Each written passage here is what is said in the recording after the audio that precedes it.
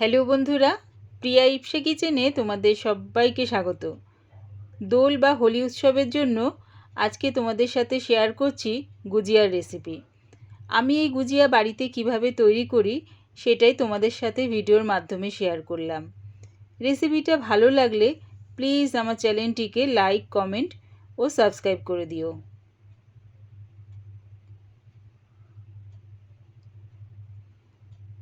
একটা পাত্রের মধ্যে 2 বাটি ময়দা নিয়ে নিচ্ছি।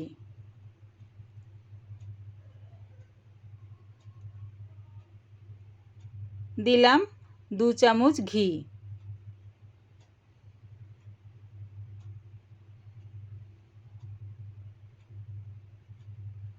আর দিচ্ছি সামান্য একটু নুন। সব কিছু দিয়ে ময়দাটাকে ভালো করে মেখে নেব।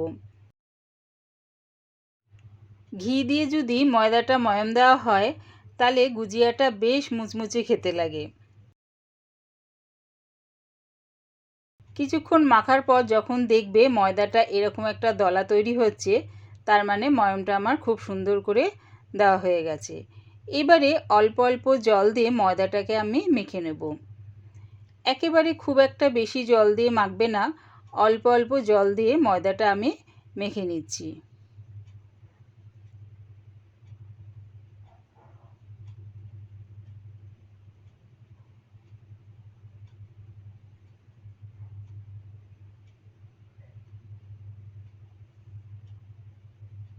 ময়দাটা মাখা হয়ে গেছে, দেখো খুব একটা বেশি শক্তও করিনি, খুব একটা নরম করিনি। এবারে চাপা দিয়ে এটা রেখে দিলাম। গ্যাসটাকে মিডিয়ামে রেখে একটা কড়া বসিয়ে দিয়েছি। দিলাম 2 চামচ ঘি। ঘিটা দিয়ে দেখো এই বাটির হাফ বাটি আমি সুজি দিয়ে দিলাম। সুজিটা দিয়ে একটু নাড়িচাড়ি নিচ্ছি। একেবারে লাল করে ভাজবো না, সুজির যে একটা কাঁচা গন্ধ থাকে সেটা যাতে চলে যায় সেই রকম হালকাভাবে একটু ভেজে নিলাম। দিলাম এবারে খোয়া ক্ষীর। খোয়া ক্ষীরটা দিয়ে আবারও সুজির সাথে ভালো করে মিশিয়ে নিয়ে একটু নাড়িচাড়িয়ে নিলাম।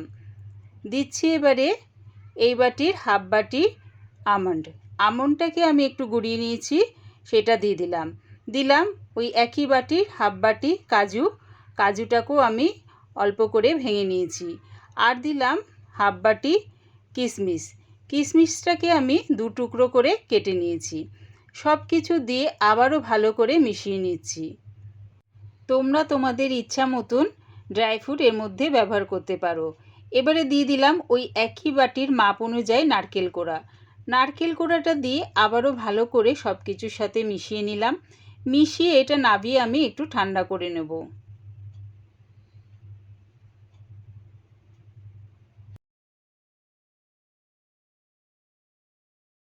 একটু ঠান্ডা করে নিয়েছি। এবার এর মধ্যে দিয়ে দিলাম 4 চামচ চিনির গুঁড়ো। মিক্সির জারে চিনিটা দিয়ে গুঁড়িয়ে নিয়েছি, সেটা দিয়ে দিলাম 4 চামচ। দিয়ে ভালো করে মিশিয়ে নিলাম।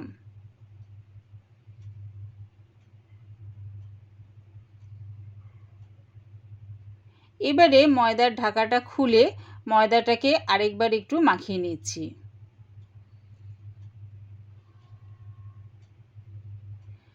ময়দাটা থেকে এবারে ছোট ছোট লেচি কেটে নেব।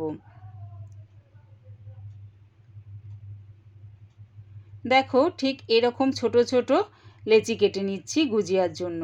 খুব একটা বেশি বড় লেচি কেটো না, এরকম ছোট ছোট লেচি কেটে নিলাম।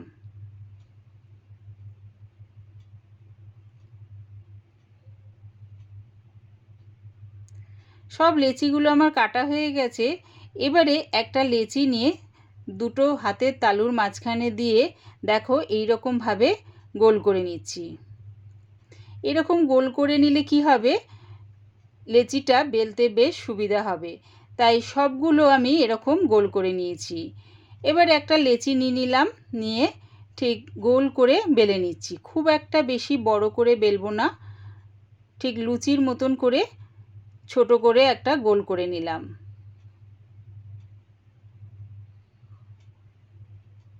এই রকম পাতলা করে বেলে নিয়েছি। এবারে ওই পুরটা 1 চামচ লুচির এই এক সাইডটায় দিয়ে দিলাম।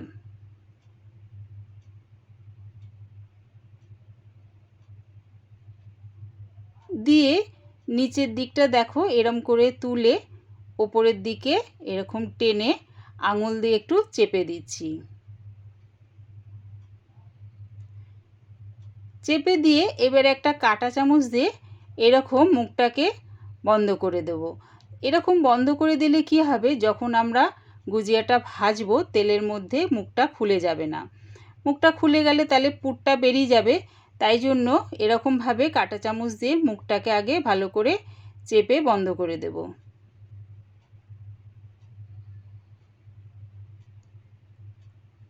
এইরকমভাবে সব গুজিয়াগুলো আগে বানিয়ে নেব। ওই একইভাবে আবার একটা লেচি বেলে নিলাম।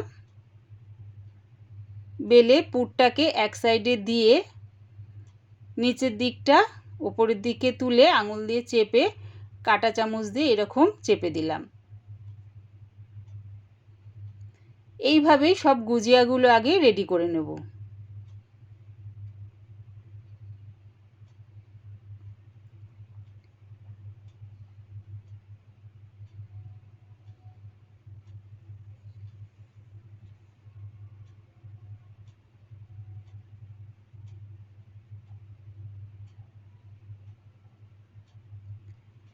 সব গুজিয়াগুলো আমি রেডি করে নিলাম।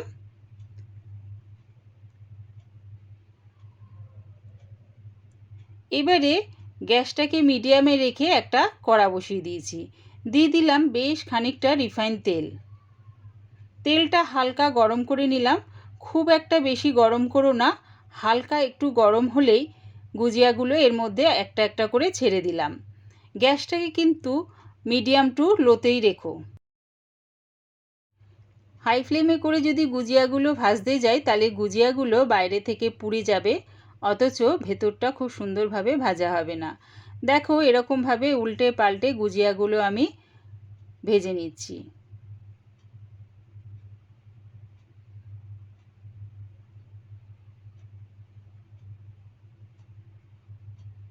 সব গুজিয়াগুলো দেখো লাল লাল করে ভাজা হয়ে গেছে।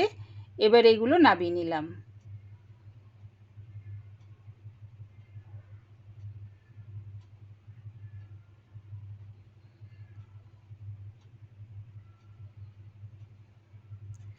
আবারও ওই একইভাবে একটা একটা করে গুজিয়া তেলের মধ্যে ছেড়ে দিচ্ছি। ছেড়ে উল্টে পাল্টে লাল লাল করে ভেজে নামিয়ে নেব।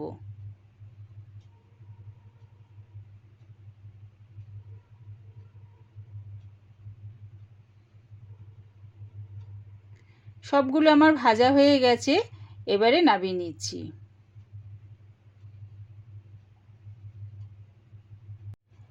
সব গুজিয়াগুলো ভাজা হয়ে গেছে। একবার আমার মতন করে দোল বা হোলি উৎসবে এরকম গুজিয়া বাড়িতে বানিয়ে দেখো, কেমন হয়েছে কমেন্টের মাধ্যমে জানিও। পুরো রেসিপিটা দেখার জন্যে প্রিয়া ইপসা কিচেনের থেকে তোমাদের সবাইকে অনেক ভালোবাসা রইল। দেখো গুজিয়াটা বেশ মুচমুচে হয়েছে আর দেখতেও বেশ সুন্দর হয়েছে।